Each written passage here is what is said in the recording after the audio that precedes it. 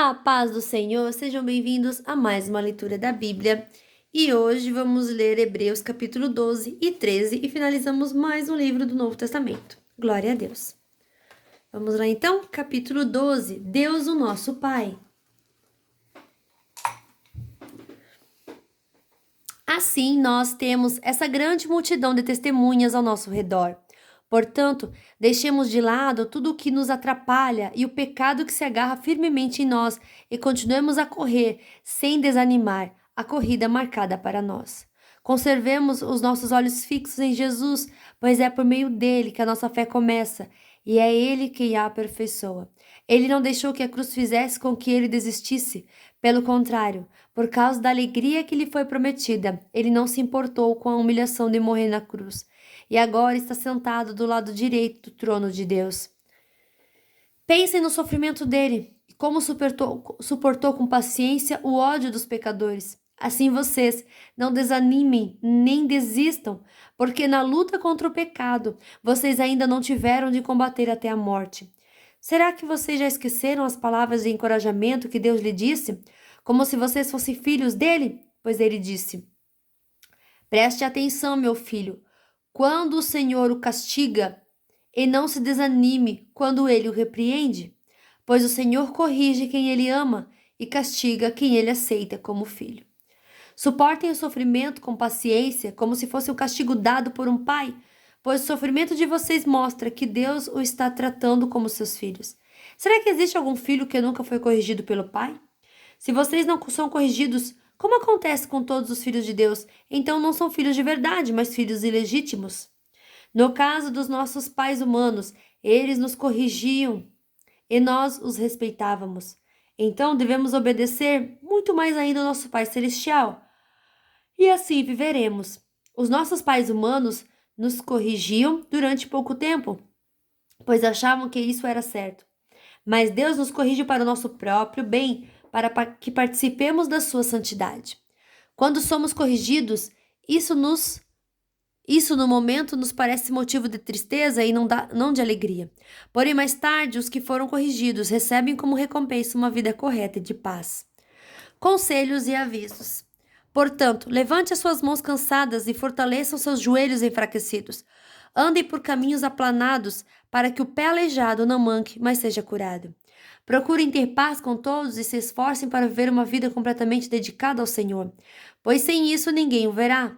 Tomem cuidado para que ninguém abandone a graça de Deus. Cuidado para que ninguém se torne como uma planta amarga que cresce e prejudica muita gente com seu veneno. E tomem cuidado também para que ninguém se torne imoral ou perca o respeito pelas coisas sagradas. Como Esaú, que por causa de um prato de comida vendeu seus direitos de filho mais velho. Como vocês sabem, depois ele quis receber a bênção do seu pai, mas foi rejeitado porque não encontrou um modo de mudar o que havia feito, embora procurasse fazer isso até mesmo com lágrimas. Vocês não foram como o povo de Israel. Vocês não chegaram perto de alguma coisa que se pode tocar, como o Monte Sinai, com o seu fogo destruidor. A escuridão e as trevas, a tempestade, o barulho de trombeta e o som de uma voz. Quando os israelitas ouviram a voz, pediram que ela não dissesse mais nada, pois eles não podiam suportar a ordem que dizia: até um animal, se tocar um monte, deverá ser morto a pedradas. O que estavam vendo era tão terrível que Moisés disse: Estou tremendo de medo. Pelo contrário, vocês chegaram ao Monte Sião e à cidade do Deus vivo, a Jerusalém celestial com seus milhares de anjos. Vocês chegaram à reunião alegre dos filhos mais velhos de Deus, isto é, daqueles que têm o nome deles escrito no céu. Vocês chegaram até Deus, que é o juiz de todos, e chegaram também aos espíritos dos que são corretos e que foram aperfeiçoados. Vocês chegaram até Jesus, que fez a nova aliança e que borrifou o sangue, que fala de coisas muito melhores do que o sangue de Abel. Portanto, tenham cuidado e não recusem ouvir aquele que fala. Aqueles que se recusam a ouvir a pessoa que entregou a mensagem divina na terra não puderam escapar. Por isso, muito menos escaparemos nós se rejeitarmos aquele que lá do céu nos fala. Naquele tempo, a voz de Deus fez: com que a terra estremecesse. Mas agora ele prometeu isto: mais uma vez farei com que trema não somente a terra, mas também o céu. As palavras mais uma vez mostram bem que as coisas criadas serão abaladas e mudadas, para que as que não foram abaladas continuem como estão. Para que as que não podem ser abaladas continuem como estão. Por isso, sejamos agradecidos, pois já recebemos um reino que não pode ser abalado. Sejamos agradecidos e adoremos a Deus de um modo que o agrade, com respeito e temor, porque na verdade o nosso Deus é um fogo destruidor. Capítulo 13.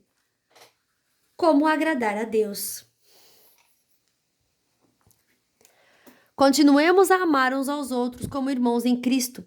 Não deixem de receber bem aqueles que vêm à casa de vocês, pois alguns que foram hospitaleiros receberam anjos sem saber. Lembrem dos presos como se vocês estivessem na cadeia com eles. Lembre dos que sofrem como se vocês estivessem sofrendo com eles. Que o casamento seja respeitado por todos e que os maridos e as esposas sejam fiéis um ao outro.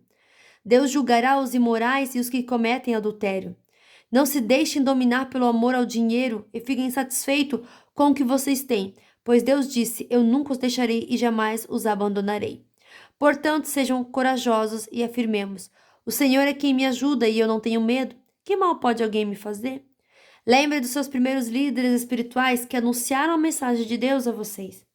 Pensem como eles viveram e morreram e imitem a fé que eles tinham. Jesus Cristo é o mesmo ontem, hoje e sempre. Não se deixem levar por ensinamentos diferentes e estranhos que tiram vocês do caminho certo. É bom sermos espiritualmente fortes por meio da graça de Deus e não por meio da obediência a regras sobre alimentos, pois os que obedecem a essas regras não têm sido ajudados por elas. Os sacerdotes que servem no templo não têm o direito de comer do sacrifício que é oferecido sobre o nosso altar. O grande sacerdote leva o sangue dos animais para dentro do lugar santíssimo, a fim de oferecê-lo como sacrifício pelos pecados. Mas os corpos dos animais são queimados fora do acampamento. Por isso, Jesus também morreu fora da cidade de Jerusalém, para, com o seu próprio sangue, purificar o povo dos seus pecados. Portanto, vamos para perto de Jesus, fora do acampamento, e soframos a mesma desonra que ele sofreu, porque neste mundo não temos nenhuma cidade que dure para sempre. Pelo contrário, procuramos a cidade que virá depois. Por isso, por meio de Jesus Cristo, ofereçamos sempre louvor a Deus. Esse louvor é o sacrifício que apresentamos à oferta que é dada por lábios que confessam a sua fé nele. Não deixem de fazer o bem e de ajudar uns aos outros, pois são esses os sacrifícios que agradam a Deus.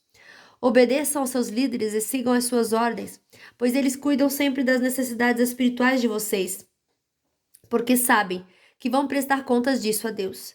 Se vocês obedecerem, eles farão o trabalho com alegria, mas se vocês não obedecerem, eles trabalharão com tristeza, e isso não ajudará vocês em nada.